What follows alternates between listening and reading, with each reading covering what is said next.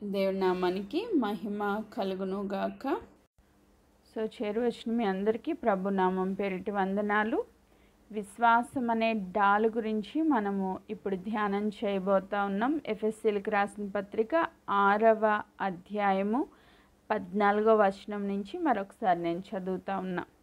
ఏలయనగా మీ నడుమునకు సత్యమను దట్టి కట్టుకొని నీతి అను మైమరువు తొడుగుకొని పాదములకు సమాధాన సువార్త వలనైన సిద్ధ మనస్సు అనే జోడు తొడుగుకొని నిలవబడుడి. ఆమేన్. ఇవియుగాక విశ్వాసమనే డాలు పట్టుకొనుడి. సో ఈరోజు మనం ఏం పట్టుకోవాలి?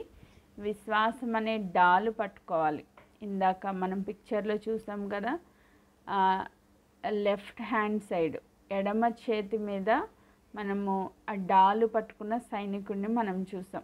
అంటే ఇప్పుడు రెండు చేతుల్లో రెండు ఆయుధాలు సర్వాంగ కవచంలో దేవుడు మనకి ఇస్తున్నారు. ఒకటి ఆత్మ ఖడ్గము, రెండు డాలు. సో ఆత్మ ఖడ్గము దేనికి యూజ్ అయిద్దంటే శత్రువుని అటాక్ చేయడానికి యూజ్ అయిద్ది. ఈ డాలు ఎందుకు యూజ్ అయిద్ది అంటే ఎవరైనా శత్రువు మన మీద అటాక్ చేస్తున్నప్పుడు మనల్ని మనం ప్రొటెక్ట్ చేసుకోవడానికి. సో ఆ వేసిన ఆ అగ్ని బాణాలు మనకి తగలకుండా సాతాను చేస్తున్న దాడి నుంచి మనల్ని మనం ప్రొటెక్ట్ చేసుకోవడానికి, మనం దాక్కోవడానికి, మనకి ఆ బాణం తగలకుండా మనల్ని మనం సురక్షితంగా కాపాడుకోవడానికి ఈ డాలుని యూజ్ చేస్తే మనము సేఫ్ సైడ్ ఉంటామన్నమాట.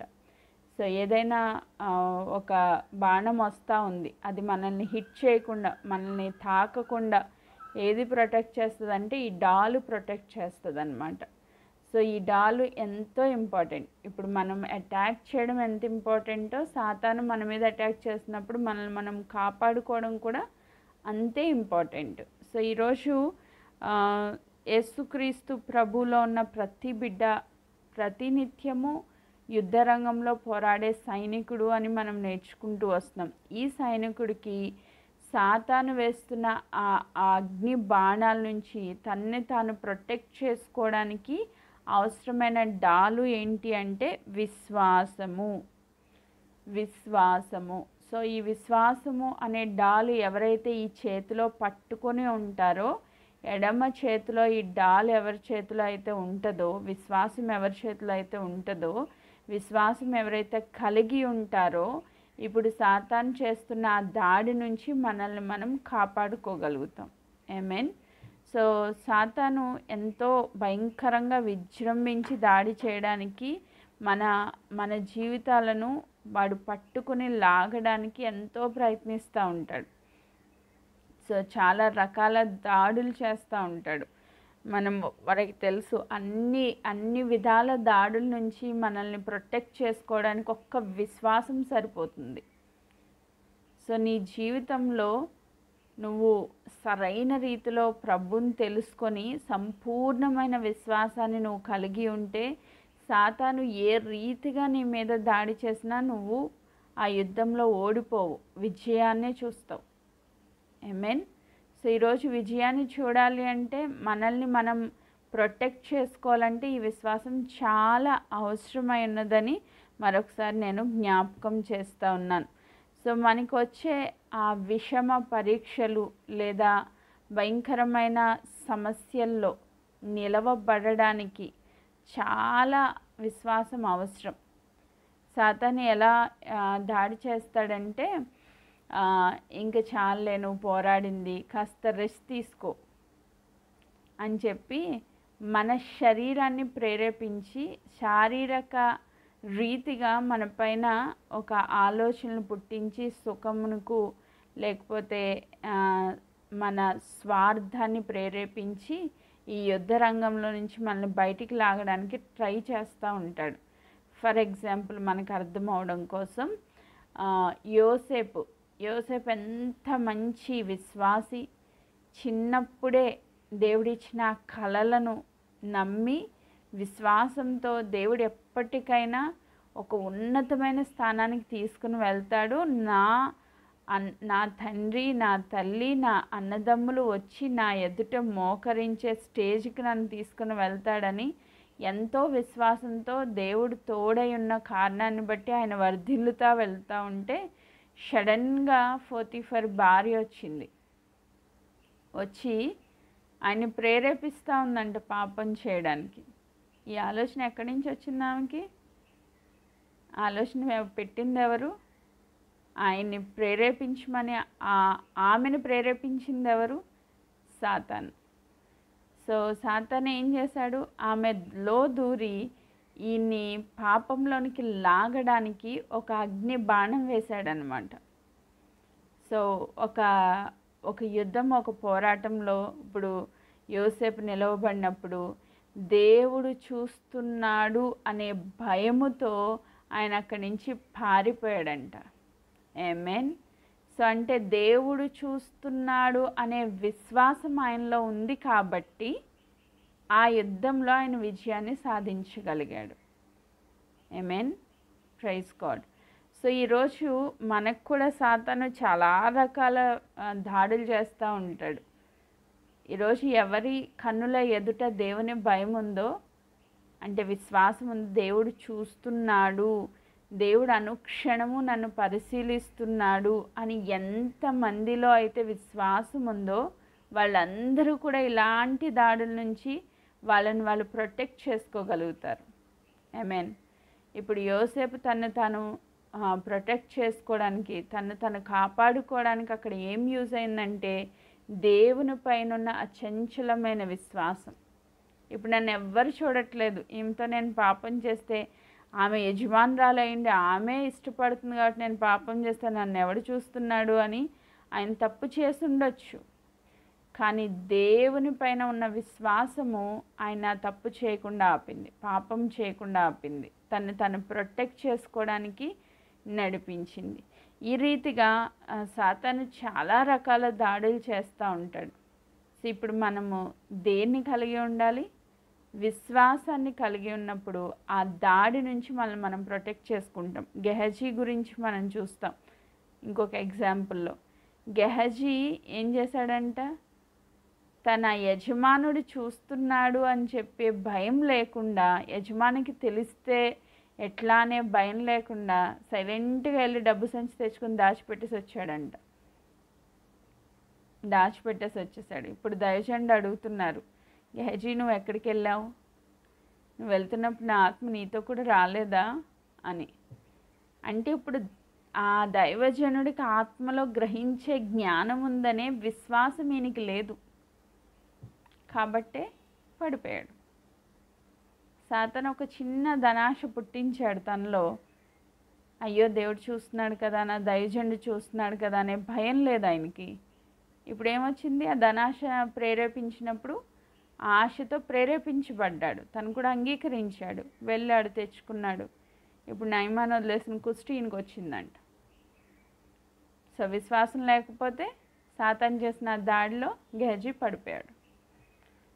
సో ఈరోజు మన మీద కూడా ఇలాంటి దాడులు ప్రతి దినము జరుగుతాయి. స్వార్థం పూరితంగా నీ సుఖాల కోసం సాతాను ప్రేరేపిస్తూ ఉంటాడు. ఇప్పుడు నువ్వు పాపం చేయి, నువ్వు శారీరకంగా సుఖపడు అని చెప్పి పోతీఫర్ భార్యను ప్రేరేపించాడు, భార్య ద్వారా ప్రేరేపించాడు. నువ్వు ధనాన్ని సంపాదించుకో, మంచిగా ధనం సమృద్ధి చేసుకో అని గెహజీని ప్రేరేపించాడు. 30 వెండి నాణాల కోసం యేసుక్రీస్తు ప్రభువుని అమ్మేయడానికి ఇస్కరియోతు యూదాను ప్రేరేపించాడు. వాడు చేస్తున్న ఆ దాడిలో వాళ్ళు ప్రొటెక్ట్ చేసుకోలేక పడిపోయారు కాబట్టి ఈ దినాన్ని వాళ్ళు పరలోక రాజ్యానికి చేరుకోలేని స్థితిలోనికి వెళ్ళిపోయారు. కానీ ఈరోజు మన పైన కూడా చాలా దాడి ఉంది. ఈ దాడి నుంచి మనల్ని మనం ప్రొటెక్ట్ చేసుకోవాలంటే ఏముండాలి అంటే దేవుడు చూస్తున్నాడనే విశ్వాసం మనలో ఉండాలి. విశ్వాసం ఎవరిలో ఉందో వాళ్ళు పాపం చేయడానికి ఇష్టపడరు. దేవుడు చూస్తున్నాడనే విశ్వాసం ఎవరిలో అయితే ఉందో వాళ్ళని వాళ్ళు ప్రొటెక్ట్ చేసుకోగలుగుతారు. సాతాను దాడి నుంచి వాళ్ళని వాళ్ళు ప్రొటెక్ట్ చేసుకోగలుగుతారు. సో ఈరోజు వాక్యంలో నుంచి మనం కొన్ని మాటలు ధ్యానం చేసుకుందాం. వాక్యంలో నుంచి కొన్ని మాటలు మనం ధ్యానం చేసుకుందాం. ఆదికాండము 15వ అధ్యాయము 1వ వచనాన్ని నేను చదువుతా ఉన్నా. ఆదికాండం 15వ అధ్యాయం 1వ వచనం. ఇవి జరిగిన తర్వాత యెహోవా వాక్యము అబ్రహామునకు దర్శనమందు వచ్చి, అబ్రహామా భయపడకుము, నేను నీకు కేడేము, నీ బహుమానం అత్యధికమగునని చెప్పాను. కేడేము అంటే ఇంకొక మాటలో డాలు, దానికి సినానిమ్స్. ఇంకో అర్థం ఏంటంటే డాలు అని అర్థం. ఇప్పుడు అబ్రహాంకి చాలా సంవత్సరాలు అయిపోతుంది, దేవుడు ప్రామిస్ చేశారు, కానీ పిల్లలు పుట్టట్లా. ఈయనకి భయమేస్తూ ఉంది, అయ్యో ఈ ఎలియాజరే ఈ ఇంటికి ఆస్తికర్త అయిపోతాడా, నాకు ఇంకా పిల్లలు పుట్టరా అని సాతాను ఒక అనుమానం పెట్టాడు అనమాట. ఇప్పుడు మనకి దేవుడిచ్చిన వాగ్దానాలు లేట్ అయ్యేసరికి సాతాను చాలా రకాల దాడి చేస్తూ ఉంటాడు.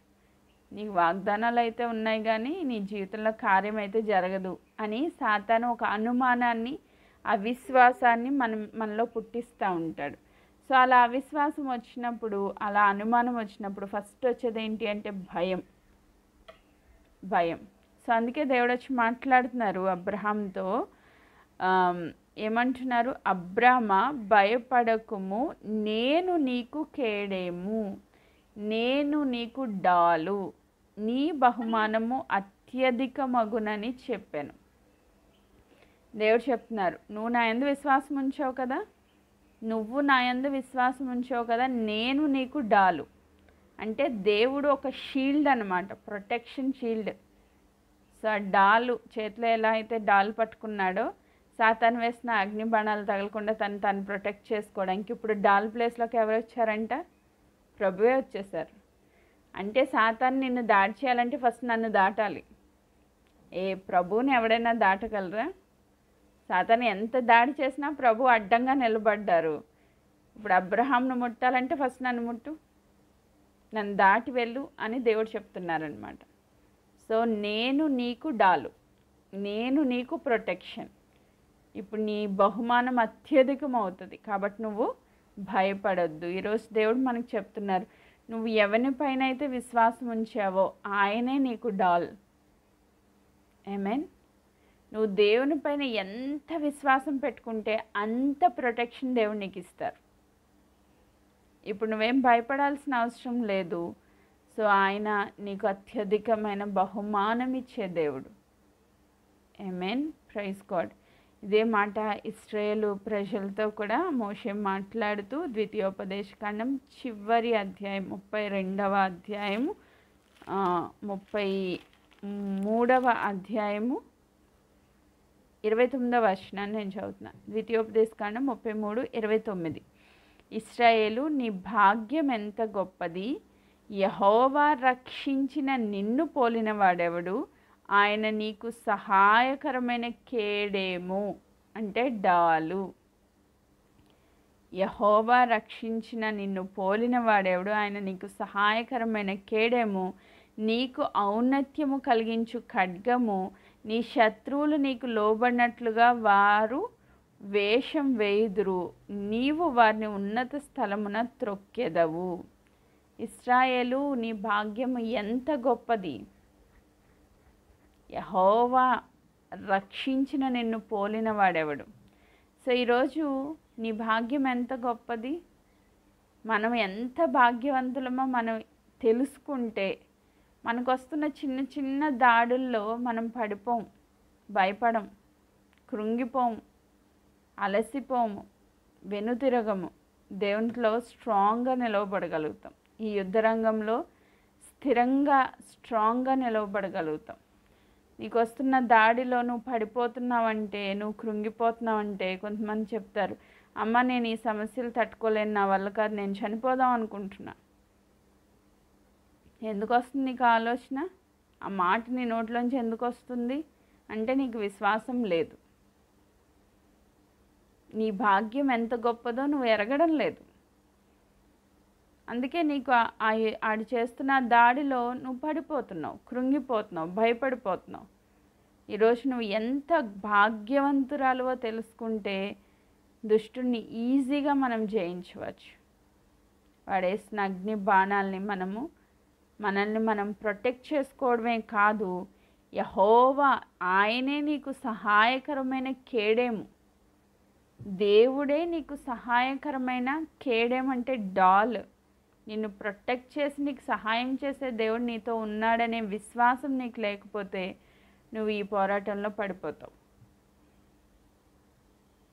సో ఈరోజు ఇశ్రాయేలుని రక్షించిన దేవుడు ఇశ్రాయేలు పక్షముగా చేయాల్సిన అద్భుతమైన కార్యం, రక్షణ కార్యం అన్యజనులైన మన పక్షంగా కూడా చేసి మనల్ని ఉభయుల్ని ఏకం చేసి తండ్రితో సమాధానపరిచి ఇంత గొప్ప కార్యాన్ని, రక్షణ కార్యాన్ని మన జీవితంలో జరిగించడానికి ఆయన ప్రాణమే పెట్టిన దేవాది దేవుడు నీకు కేడెముగా ఉంటాను, నేను నీకు డాలుగా ఉంటాను అని చెప్తున్నప్పుడు మనం భయపడాల్సిన అవసరం లేదు. ఆమేన్. Praise God. కీర్తనల గ్రంథం 28వ అధ్యాయం ఈ మాట కూడా మనం చదువుకుందాం. కీర్తనల గ్రంథము 28వ అధ్యాయము 7వ వచనాన్ని నేను చదువుతా ఉన్నా. 28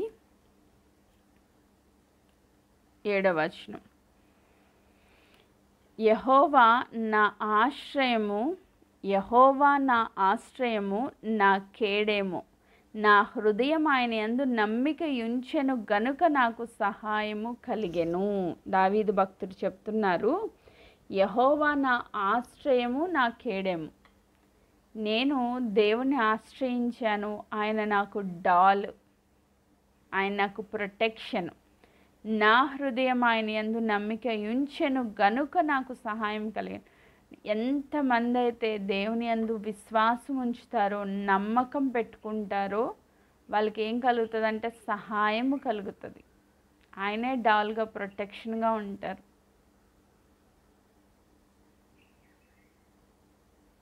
సో ఈరోజు ఎంతమంది దేవుని యందు విశ్వాసం ఉంచారో వాళ్ళ చుట్టూ గొప్ప ప్రొటెక్షన్ ఉంది.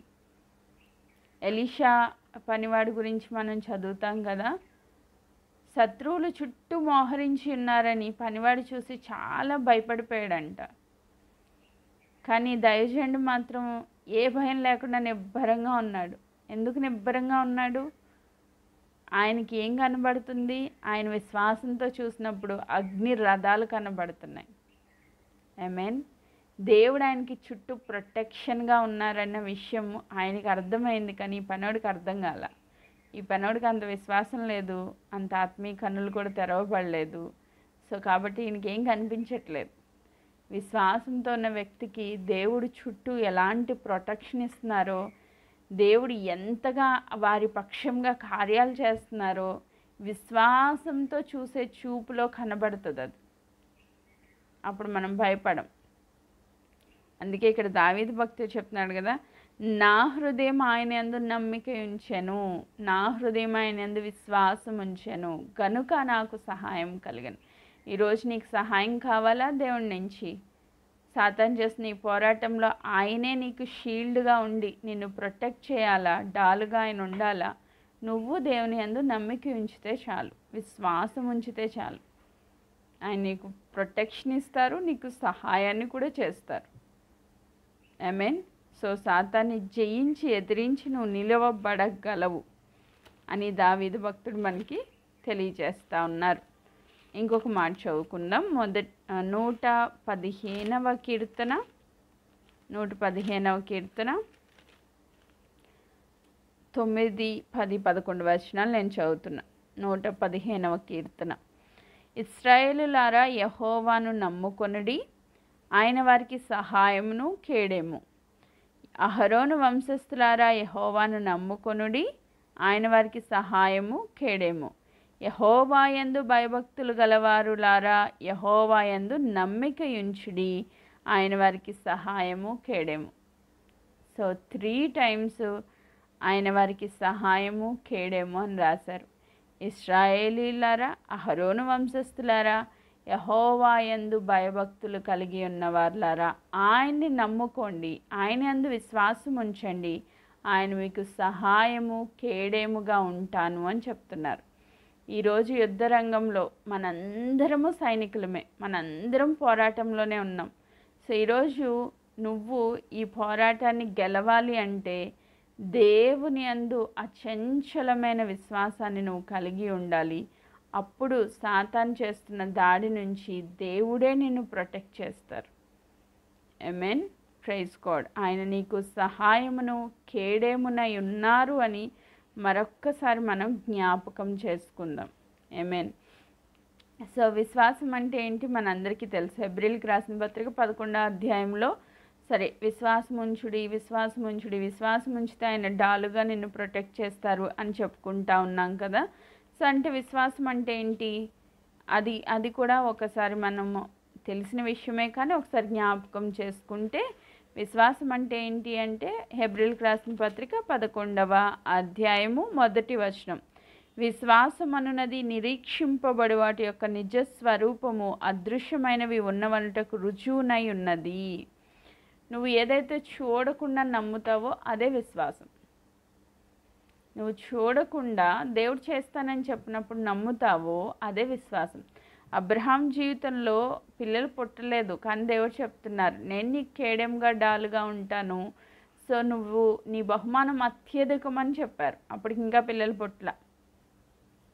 సో ఈ యొక్క ఇంటి పెద్ద ఈ దాసుడే నా ఆస్తి కర్త అవుతాడా అని అడిగినప్పుడు అలా కాదు, నీ గర్భాన్ని పుట్టిన వ్యక్తి నీకు వారసుడు అవుతాడు అని దేవుడు చెప్తే ఆ మాట యందు విశ్వాసం చూడకుండా నమ్మాడు ఆయన. అందుకే అబ్రహాము నమ్మిన కారణాన్ని బట్టి ఆయన నీతిమంతుడిగా ఎంచబడ్డాడంట, విశ్వాసులకు తండ్రి అయిపోయాడు. ఆమేన్. ఎంతకాలం నమ్మాడంటే 25 సంవత్సరాలు నమ్మాడంట ఆయన. హల్లెలూయా. మనం ఎంతకాలం నమ్ముతాం? ఓ రోజు నమ్ముతాం, 2 రోజులు నమ్ముతాం. ఏదైనా కార్యం జరగలేదనుకోండి, 1 నెల, 2 నెలలు, 1 సంవత్సరం, 2 సంవత్సరాలు అయిపోయింది. మన విశ్వాసం సన్నగిల్లిపోతూ ఉంటుంది. సో అబ్రహాం జీవితంలో అంత గొప్ప విశ్వాసాన్ని దేవుని మీద పెట్టుకున్నారు కాబట్టి ఆయన విశ్వాసులకు తండ్రి అయిపోయాడు. ఆమేన్. ఆయన చూడకుండా నమ్మాడంట. ఈరోజు మనం ఎన్ని నమ్ముతున్నాం దేవుని సన్నిధిలో? ఒక అద్భుతమైన మాట ఇదే హెబ్రీ పత్రిక 11వ అధ్యాయము. ఈ విశ్వాస వీరులందరి గురించి మనం ధ్యానం చేస్తే చాలా అంశాలు మనం నేర్చుకోవచ్చు. ఇప్పుడున్న సమయ హద్దుబాట్లను బట్టి కొన్ని మాటలు నేను జ్ఞాపకం చేస్తాను. 24వ వచనం. మోషే పెద్దవాడైనప్పుడు విశ్వాసమును బట్టి ఐగుప్తి ధనము కంటే క్రీస్తు విషయమైన నింద గొప్ప భాగ్యమని ఎంచుకొని అల్పకాల పాప భోగము అనుభవించుట కంటే దేవుని ప్రజలతో శ్రమ అనుభవించటం మేలని ఎంచి ఫరో కుమార్తె యొక్క కుమారుడని అనిపించుకొనుటకు ఒప్పుకొనలేదు. ఏలయనగా అతడు ప్రతిఫలంగా కలగబో బహుమానము యందు దృష్టి ఉంచెను. ఆమేన్. విశ్వాసమును బట్టి అతడు అదృశ్యమైన వాణిని చూచుచున్నట్లుగా స్థిర బుద్ధి గలవాడై రాజ్యాగ్రహమునకు భయపడక ఐగుప్తును విడిచిపోయెను. సో మోషే గారి గురించి ఎంత అద్భుతమైన మాటలు. ఆయన విశ్వాసాన్ని బట్టి ఐగుప్తు ధనాన్ని వదిలేశాడంట, సుఖాన్ని వదిలేశాడంట, ఆ ఫరో కుమార్తె యొక్క కుమారుడు అని అనిపించుకునే ఆ ఘనమైన స్థితిని వదిలేశాడంట. దేవుని కోసం నింద అనుభవించడానికి ఇష్టపడ్డాడంట, దేవుని కోసం శ్రమ అనుభవించడానికి ఇష్టపడ్డాడంట. సో సాతాను అన్ని రకాల సుఖాలు ఇచ్చేశారు మోషేకి. రాజకుమారుడు అంటే ఏం తక్కువ?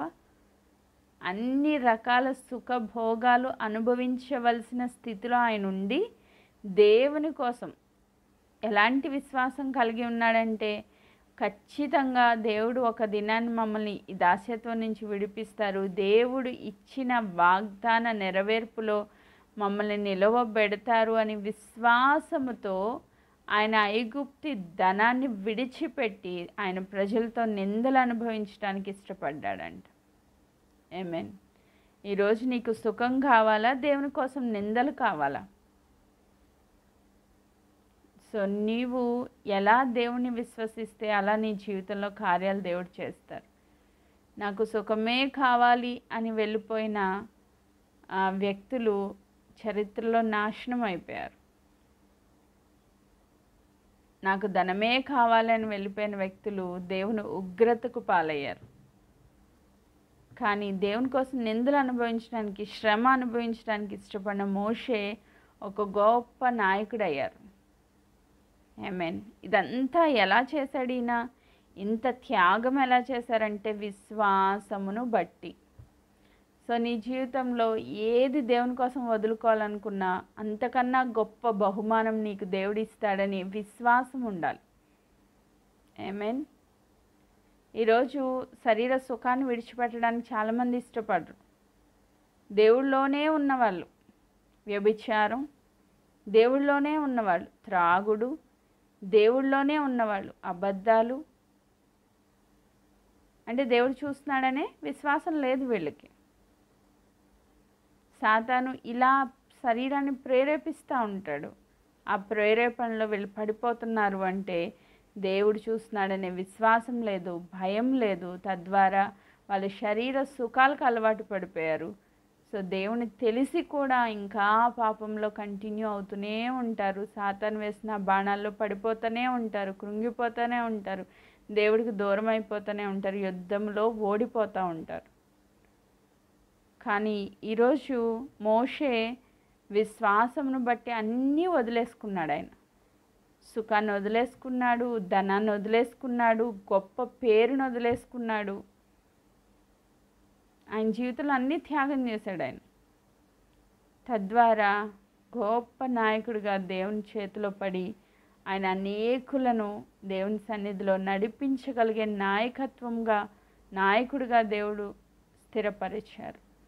సో ఈరోజు నువ్వు దేవుని కోసం ఏదైనా వదులుకో. నీ అన్నదమ్ములు, అక్క చెల్లెళ్ళు, నీ ఆస్తులు, భూములు ఏది వదులుకున్నా 100 రెట్ల ప్రతిఫలం పొందుకుంటామని దేవుడు చెప్పారు. ఆ మాట యందు మనం విశ్వాసం ఉంచాలి. ఆమేన్. సాతాను చెప్తాడు, నువ్వు దేవుని నమ్ముకున్నాక నీకేమొచ్చిందమ్మా, ఏం కలిసి వచ్చింది? ఇంకా నిందలు, ఇంకా అవమానాలు, ఇంకా పరిస్థితులు దారుణంగా తయారైన, ఇంకా శ్రమలు ఎక్కువైపోతున్నాయి.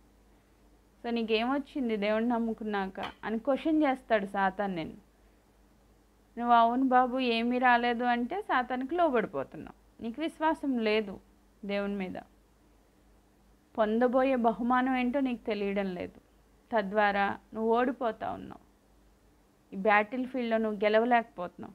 రాహాబ్ అంట విశ్వాసంతో ఏం చేసింది? వేగుల వారిని చేర్చుకుని అవిధేయులతో పాటు నశింపకపోయాను. ఆ 31వ వచనంలో ఉంచండి. విశ్వాసమును బట్టి రాహాబను వేశ్య వేగుల వారిని సమాధానముగా చేర్చుకున్నందున అవిధేయులతో పాటు నశింపకపోయెను. రాహాబు ఏం నమ్మింది? ఎర్రదారం కడితే వీళ్ళు నన్ను ప్రొటెక్ట్ చేస్తారని నమ్మింది. ఈరోజు దేవుని రక్త ప్రోక్షణ క్రిందకు వస్తే నాకు స్వస్థత, విడుదల, రక్షణ అన్నీ ఉన్నాయి అని, పాప క్షమాపణ ఉంది అని ఇప్పుడు మనం చూడకుండా నమ్ముతున్నాం. ఇదేంటిది? విశ్వాసం.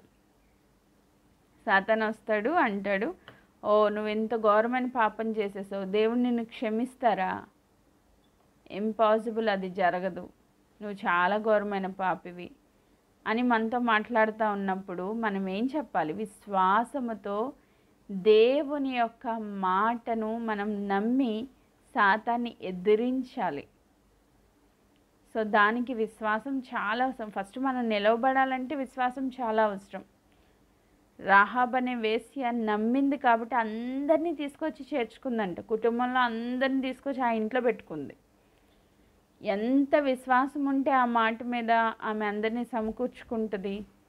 ఆమె నమ్మింది, విశ్వాసం ఉంచింది కాబట్టి అవిధేయులతో నశించిపోకుండా తనే కాదు తన ఇంటి వారందరినీ ప్రొటెక్ట్ చేసుకుంది. ఆమేన్. సో ఈరోజు మనం కూడా నమ్మాలి, విశ్వాసం ఉంచాలి. ఒక మాట చదువుతాను. 1 పేతురు పత్రిక 5వ అధ్యాయము. ఇంకా అలా చెప్తూ పోతే చాలామంది విశ్వాసుల గురించి, వీరుల గురించి మనం మాట్లాడుకోవచ్చు. కానీ ఇప్పుడు టైం అయిపోతుంది కాబట్టి నేను నెక్స్ట్ వర్డ్కి వెళ్ళిపోతున్నా. 1 పేతురు పత్రిక 5వ అధ్యాయము 8వ వచనం నుంచి నేను చదువుతున్నా. నిబ్బరమైన బుద్ధి గలవారై మెలకువగా ఉండుడి. మీ విరోధి అయిన అపవాది గర్జించు సింహం వలె ఎవరిని మృంగుదునా అని వెతుకుచూ తిరుగుచున్నాడు. సో ఇక్కడ పేతురు గారు చెప్తున్నారు, సంఘంలో ఉన్న ప్రతి విశ్వాసికి నిబ్బరమైన బుద్ధి గలవారే మెలకువగా ఉండుడి. మనం ఎప్పుడైతే నిద్రపోతామో, మెలకువ లేని స్థితి, ఆత్మీయంగా శారీరకంగా మెలకువ లేని స్థితి ఎప్పుడైతే మనకు వస్తుందో, వాడు మన మీద చాలా భయంకరమైన దాడి చేస్తాడు. మన బుద్ధి ఎప్పుడైతే అటు ఇటు పోతూ ఉంటుందో, నిబ్బరంగా ఉండదో, అప్పుడు కూడా మన మీద సాతాను బాగా దాడి చేస్తాడు. సో అందుకే ఇక్కడ పేతురు గారు చెప్తున్నారు, నిబ్బరమైన బుద్ధి గలవారే మెలకువగా ఉండుడి. ఎలా ఉండాలంట? మెలకువగా ఉండాలి, మెలకువగా ఉండాలి. నెక్స్ట్, మీ విరోధి అయిన, ఎందుకు మెలకుగా ఉండాలంటే, మీ విరోధి అయిన అపవాది గర్జించు సింహం వలె ఎవరిని మృంగుదునా అని వెతుకుచూ తిరుగుచున్నాడు. లోకమందున్న మీ సహోదరుల యందు ఈ విధమైన శ్రమలే నెరవేరుచున్నవని ఎరిగి విశ్వాసమందు స్థిరులై వారిని ఎదిరించుడి. సాతాన్ని ఎదిరించి జయించాలి అంటే మనం ఎక్కడ స్థిరంగా ఉండాలి? విశ్వాసంలో స్థిరంగా ఉండాలి. శ్రమలు వస్తాయి, శ్రమలు రావనేమి దేవుడు చెప్పలా. ఈ లోకమందు మీ సహోదరుల యందు ఈ విధమైన శ్రమలే నెరవేరుచున్నవని ఎరిగి విశ్వాసమందు స్థిరంగా ఉండమంటున్నారు, సాతాన్ని ఎదిరించమంటున్నారు.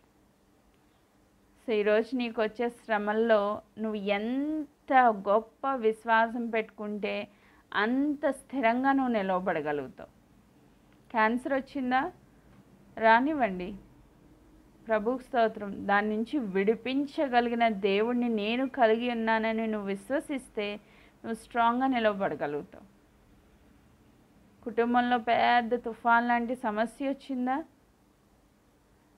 ఎంత పెద్ద సమస్య వచ్చినా దాని నుంచి ఆ తుఫాన్ని గద్దించి నిమ్మళం చేయగలిగిన దేవుణ్ణి నువ్వు కలిగి ఉన్నావని నువ్వు విశ్వసిస్తే, నీ నావలో, నీ జీవిత యాత్రలో దేవుడు నాయకుడిగా ఉన్నాడని నువ్వు నమ్మితే, విశ్వాసమందు స్థిరముగా నువ్వు నిలవబడితే ఎదిరించగలుగుతావు, సాతాన్ని జయించగలుగుతావు. ఆమేన్. సో ఈరోజు చాలామంది పడిపోవడానికి, ఈ యుద్ధంలో, ఈ పోరాటంలో ఓడిపోవడానికి రీజన్ ఏంటి అంటే విశ్వాసంలో లోపము. ఈ డాలుని ఎవరు పట్టుకుని నిలబడట్లా. అందుకే వాడేసే ప్రతి బాణము మనల్ని హిట్ చేస్తుంది, మనకి తగులుతుంది, మనమేమో పడిపోతూ ఉన్నాం. పౌల్ గారు చెప్తారు కదా, రోమేలికి రాసిన పత్రిక 8వ అధ్యాయము, రోమపత్రిక 8వ అధ్యాయము 31వ వచనాన్ని నేను చదువుతున్నాను. పౌల్ గారు మాట్లాడుతూ, ఇట్లుండగా ఏమందుము, దేవుడు మన పక్షముగా ఉండగా మనకి విరోధి ఎవడు అని అడుగుతున్న క్వశ్చన్. దేవుడే నీ పక్షంగా, నీకు డాలుగా ఉన్నారు, నీకు కేడెముగా ఉన్నారు, నీకు షీల్డ్గా, ఒక ప్రొటెక్షన్గా ఉన్నారు. నీకు విరోధి ఎవడు? నిన్ను సాతాను ఏం చేయగలడు? దేవుడు నేను నీకు సహాయకుడిగా ఉంటానన్నప్పుడు నువ్వెందుకు భయపడాలి? అదే అధ్యాయం 31వ వచనం పైన చాలా విషయాలు ఉన్నాయి. శ్రమైన, బాధైన, హింసైన, కరువైన, వస్త్రహీనతైన, ఉపద్రవమైన, ఖడ్గమైన మనలను ఎడబాపున, దేవుని ప్రేమను బట్టి ఏది మనల్ని ఎడబాపున ఎడదు. 37, మనలను ప్రేమించిన వాని ద్వారా మనం వీటన్నింటిలో అత్యధికమైన విజయాన్ని పొందుతున్నాం. నువ్వు దేవుని యందు విశ్వాసం ఉంచిన వ్యక్తివైతే వీటన్నింటిలో, అంటే నీకు శ్రమ వచ్చినా, కరువు వచ్చినా, ఇరుకొచ్చినా, హింస వచ్చినా, ఇబ్బంది వచ్చినా, ఒకవేళ మరణమే వచ్చినా, వీటన్నింటిలో కూడా దేవుడు నీకు అత్యధికమైన విజయాన్ని ఇవ్వగలరు నువ్వు నమ్మగలిగితే. ఆమేన్.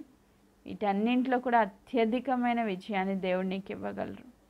ఈరోజు అలాంటి అచంచలమైన విశ్వాసాన్ని మనం కలిగి ఉన్నామా దేవుని పట్ల? ఒకవేళ నువ్వు నిజమైన విశ్వాసాన్ని దేవుని సన్నిధిలో కలిగి ఉంటే దేవుడు నీకు అత్యధికమైన విజయాన్ని ఇవ్వడానికి ఇష్టపడుతున్నారు. ఆమేన్. Praise God. సో ఈరోజు మనల్ని మనం ప్రొటెక్ట్ చేసుకోవడానికి, ఈ యుద్ధంలో, ఈ పోరాటాల్లో, ఈ శ్రమల్లో, ఈ ఇరుకుల్లో మనల్ని మనం ప్రొటెక్ట్ చేసుకోవడానికి విశ్వాసం అనే డాలు పట్టుకోమని దేవుడు చెప్తున్నారు. నువ్వు ఎంత విశ్వాసంతో నిలవబడితే అంతగా సాతాను దాడి నుంచి నిన్ను నీవు ప్రొటెక్ట్ చేసుకోగలుగుతావు. దేవుడిచ్చిన మాటల యందు స్థిరమైన నమ్మకం కలిగి, విశ్వాసం కలిగి, దేవుడిచ్చిన వాగ్దానాలు నీ జీవితంలో ఖచ్చితంగా దేవుడు నెరవేర్చగలరని ఎంత నువ్వు నమ్మగలిగితే అంత స్ట్రాంగ్గా సాతాన్ని ఎదురుగుండా నువ్వు నిలవబడగలుగుతావు. ఆమేన్. ఈరోజు చాలా దాడి ఉంది సాతాన్ నుంచి. మన మైండ్ ఒక బ్యాటిల్ ఫీల్డ్. ఎవ్రీ మినిట్ మన మైండ్లో, మన మనస్సులో వాడు దాడి చేస్తూనే ఉంటాడు. వాడిని మనం అపోజ్ చేయాలి అంటే, దేవుడే మనకి ప్రొటెక్షన్గా ఉండాలి అంటే మనలో ఉండాల్సింది విశ్వాసము, విశ్వాసము, నమ్మకము. ఈ 2 మాటలు, ఈ విశ్వాసం చూడకుండా నమ్మిన ఆ స్థితి నీలో ఉంటే, నువ్వు అవిశ్వాసివి కాకుండా ఉంటే దేవుడు అద్భుతంగా నిన్ను ఆశీర్వదిస్తారు, ప్రొటెక్ట్ చేస్తారు, నీకు ఇచ్చిన వాగ్దానాలు నెరవేరుస్తారు. ఈ యుద్ధ రంగంలో నీదే విజయం. ఆమేన్. దేవుడు అట్టి కృపను మనందరికీ అనుగ్రహించునుగాక. దేవుడి వాక్య భాగమును దీవించునుగాక. ఆమేన్.